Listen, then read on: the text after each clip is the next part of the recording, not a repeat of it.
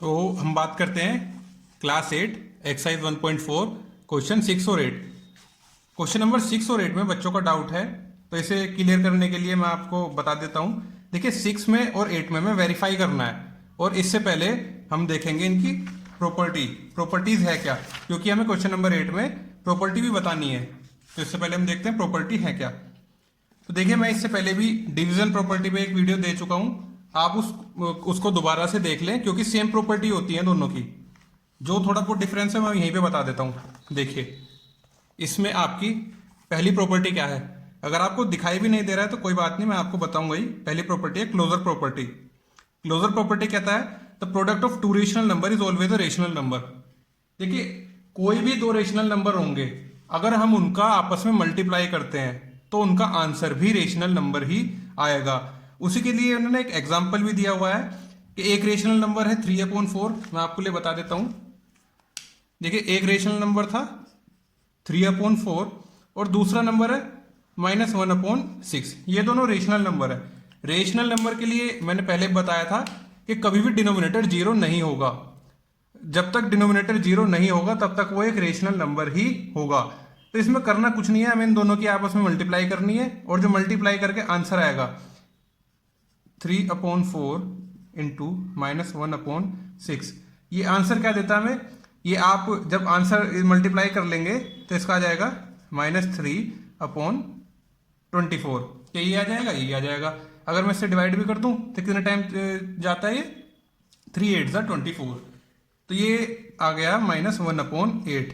क्या ये एक रेशनल नंबर नहीं है? है, क्योंकि इसका जो डिनोमिनेटर है वो नॉट इक्वल्स टू जीरो है, तो ये रेशनल नंबर है। तो क्या हुआ, दो रेशनल नंबर के मल्टीप्लाई करके आंसर भी हमें रेशनल नंबर ही मिलता है।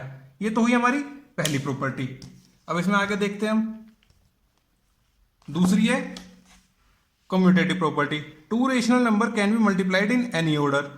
इसमें ये कहता है कि हम दो रेशनल नंबर को किसी भी तरीके से मल्टीप्लाई कर सकते हैं। देखिए किसी भी तरीके से क्या है इसका, अगर मैं 4 × 6 करता हूं तो ये हमारा आएगा 24। बिल्कुल।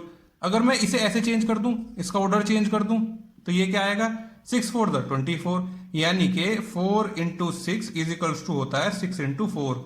यानी कि अगर हम इनका ऑर्डर भी चेंज कर देते हैं, आगे पीछे कर भी देते हैं, तो भी हमारा आंसर सेम ही आता है। तो हम दो रेशनल नंबर को कैसे भी मल्टीप्लाई कर सकते हैं। आपकी बुक में भी दिया हुआ है, आप उसमें भी एग्जाम्पल देख लें, और एक एग्जाम्पल ये मैंने आपको सिंपल सा बता भी दिया है। अब हम देखेंगे अगली प्रॉपर्टी। अगली प्रॉपर्टी है एसोसिएटिव प्रॉपर्टी। देखिए एसोसिएटिव प्रॉपर्टी में क्या कहता है कि आपके जैसे दो से ज्यादा नंबर है, जैसे 3 नंबर है, और मैं 3 नंबर ले लेता हूं। चलो अभी ABC से बताता हूं, ABC। ठीक है, अगर मैं इनकी ऐसे मल्टीप्लाई करता हूं, A मैंने बाहर छोड़ दिया और ब्रैकेट में B × C कर दिया, और इधर लिख देता हूं मैं A × B, और मैंने इस बार C को बाहर छोड़ दिया। तो क्या दोनों साइड में आंसर इक्वल आएगा? बिल्कुल आएगा। मैं आपको सिंपल सा एग्जांपल लेके बता देता हूं, और एग्जांपल जो बुक में है वो भी आप अपने आप से करके देख लेना, यही होता है सेम। तो देखिए मैंने कोई भी नंबर ले लिए, 2 लिया, 3 लिया और 4 ले लिया। तो क्या मैं अगर यहां पर 2 × 3 × 4 करता हूं, और इधर अगर मैं कर देता हूं 2 × 3 और × 4, तो अब करके देख लेते हैं क्या होगा। पहले ब्रैकेट के अंदर वाला सोल्व करते हैं। ये मैथमेटिक्स का रूल होता है कि हम छोटे ब्रैकेट से बड़े ब्रैकेट की ओर सोल्व करते हुए चलते हैं। तो अंदर क्या होगा, 3×4 = 12 × 2। ठीक है, चलो इसे ब्रैकेट में रख दो, और यहां पर क्या होगा 3×2 = 6 × 4। अब इसकी इसमें मल्टीप्लाई कर दो, अंदर 12×2 = 24 और 6×4 = 24। तो इससे क्या हुआ, मैंने सिंपल सा एग्जांपल इसलिए लिया है कि जिससे आपको समझ आ जाए कि हम ऑर्डर कैसे भी चेंज कर सकते हैं नंबर का, तो आंसर फिर भी वही आएगा। ये होती है हमारी एसोसिएटिव प्रॉपर्टी। इस प्रॉपर्टी को भी ध्यान रखना। अब हम देखते हैं अगली प्रॉपर्टी।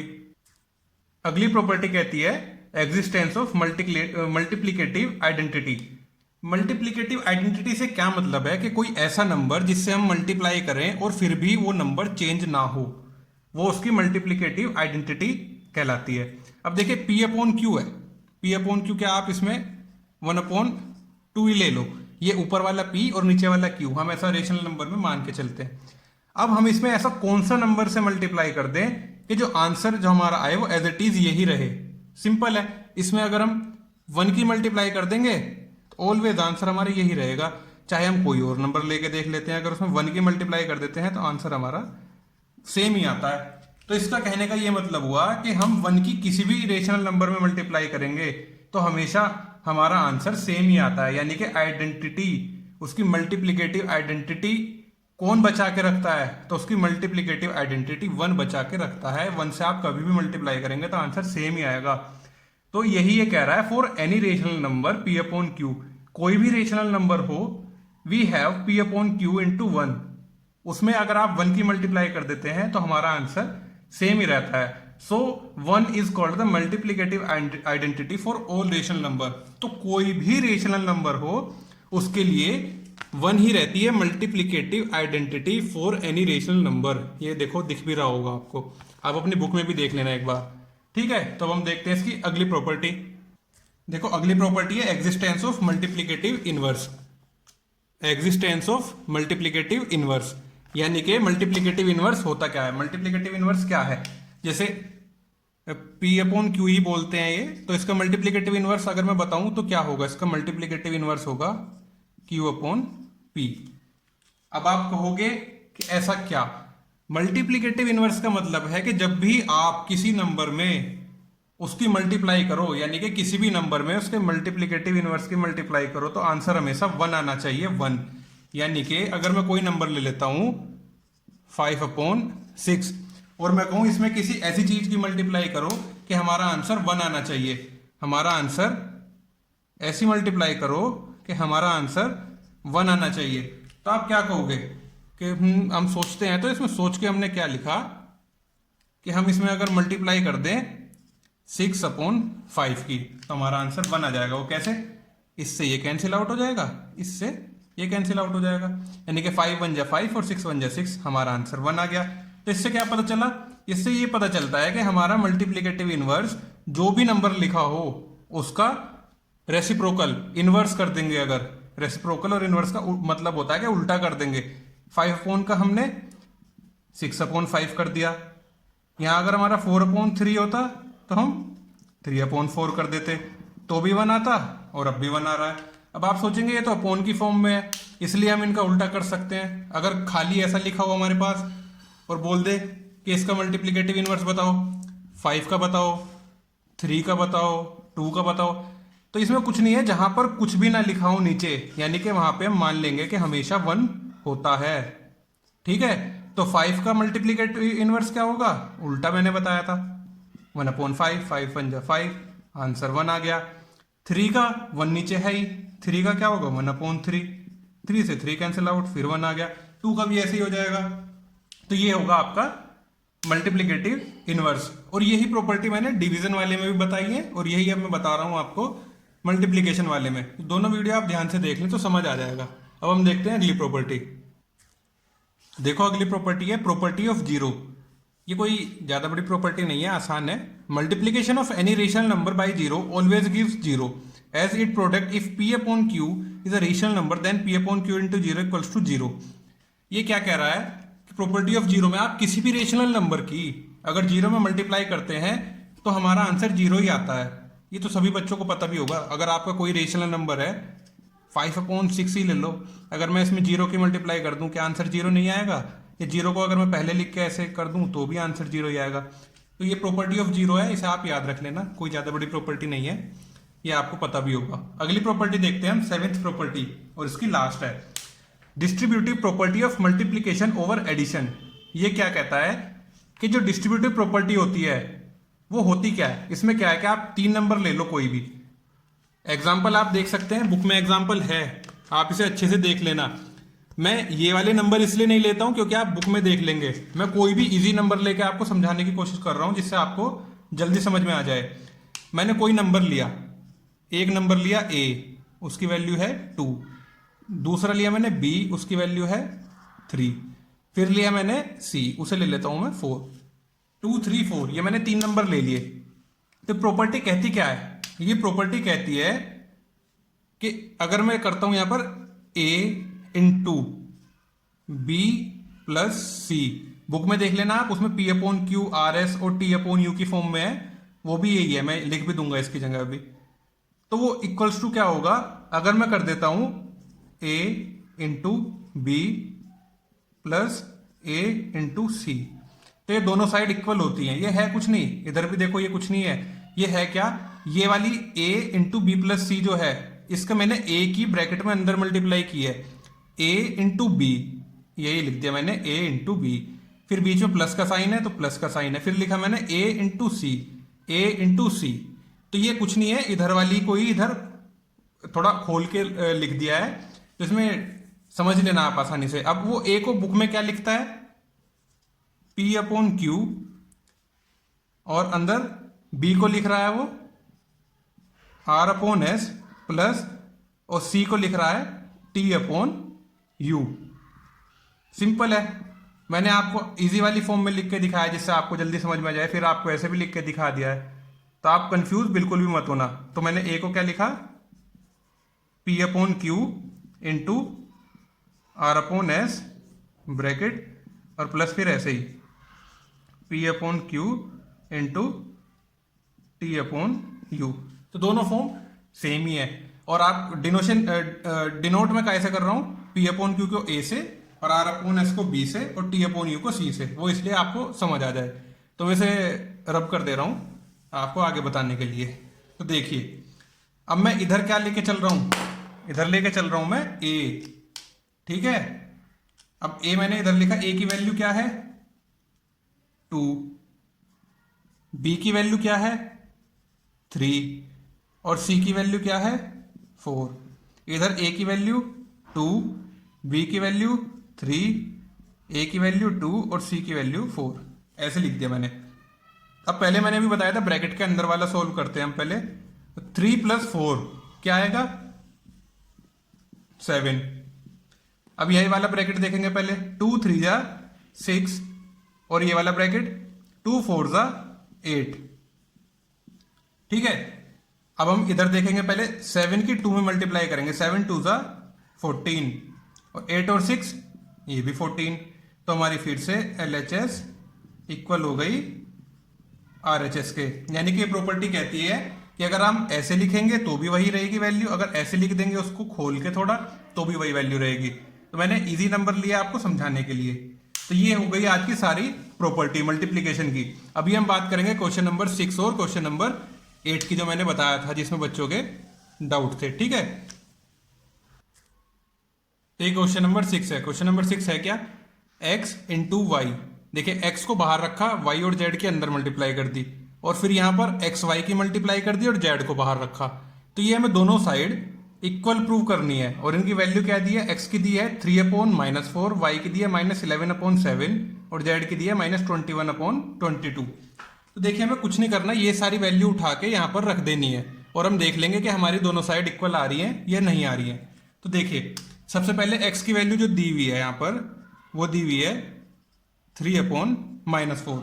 अब माइनस हमें स्टैंडर्ड फॉर्म में क्या होता है कि माइनस ऊपर ले जाना होता है, यहाँ पर नीचे दिया हुआ है, तो हम कुछ नहीं करेंगे, इसमें ऊपर नीचे -1 की मल्टीप्लाई कर देंगे, जो कि हम कर सकते हैं। मैंने अभी पीछे भी बताया था कि हम ऊपर नीचे रेशनल नंबर में सेम नंबर की मल्टीप्लाई कर सकते हैं, ठीक है। तो मैंने -1 की इसलिए की है, क्या हो जाएगा ये -1 इंटू 3, तो ये हो जाएगा -3, और -4 इंटू -1, साइन वाला माइनस की माइनस में मल्टीप्लाई होगी तो आंसर आएगा 4।